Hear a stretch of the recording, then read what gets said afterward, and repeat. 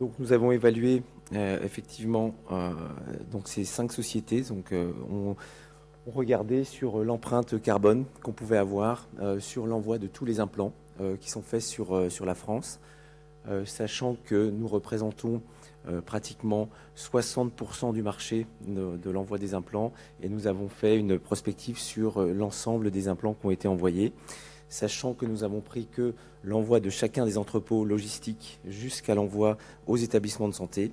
Et nous avons utilisé surtout une expertise, une société indépendante qui permettait, Ecovamed, qui nous a permis de faire ce travail tous ensemble. Donc ici, ça a été pris sur 2 années complètes, sur les années 2022 et 2023, en prenant le protocole Greenhouse Gas. Et donc nous avons évalué effectivement tout ce qui était l'envoi des implants et l'empreinte carbone sur les envois. Donc nous avons livré au total plus d'1,3 million d'implants, 1,274 000 exactement, donc sur l'ensemble d'une année. Ce qu'il faut savoir, ça représente 75 tonnes de CO2 par an, donc juste sur l'envoi de ces implants.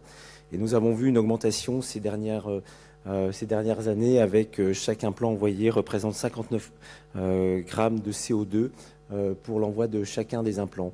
Le fait de cette augmentation est essentiellement dû à l'envoi des doublons qui est de plus en plus demandé maintenant sur des marchés dits premium. Donc la vraie question se fait, c'est comment allons-nous pouvoir gérer et essayer de diminuer cette empreinte carbone sur l'envoi des implants. Donc nous avons plusieurs types de recommandations, je dirais que nous pouvons faire donc certains à court terme. Donc comment pouvons-nous optimiser l'envoi de ces doublons?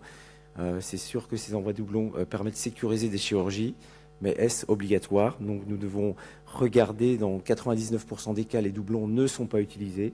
Donc c'est vrai, c'est une vraie réflexion que nous avons, nous en tant qu'industriels, ainsi que vous en tant que chirurgiens, donc sur ces envois. Par ailleurs, nous devons travailler aussi ensemble avec les établissements de santé pour regrouper les commandes, pour limiter effectivement les envois qui se font juste pour un implant, mais d'avoir des envois qui soient multiples. Aussi, on doit améliorer la gestion des dépôts, et ça, c'est vraiment un travail qu'on doit faire, nous, les industriels, avec les établissements de santé, afin d'améliorer ça. Est-ce que vous juste remarquer aussi que si nous n'envoyons pas les doublons, ça représente moins 20% de dépenses en termes de CO2.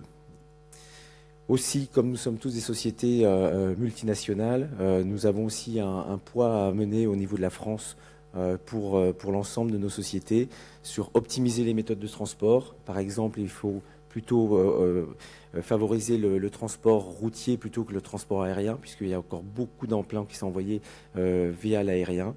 Et aussi, on doit travailler essentiellement sur la réduction de nos emballages, donc qui permettrait effectivement de limiter le poids de chacun de nos envois. Voilà, ce sont des différentes pistes que nous voulons travailler, nous, en tant qu'industriels, avec les différents professionnels de santé pour réduire notre empreinte carbone et en fait avoir un bilan beaucoup plus, je dirais, pérenne pour le futur. Merci beaucoup. À vous.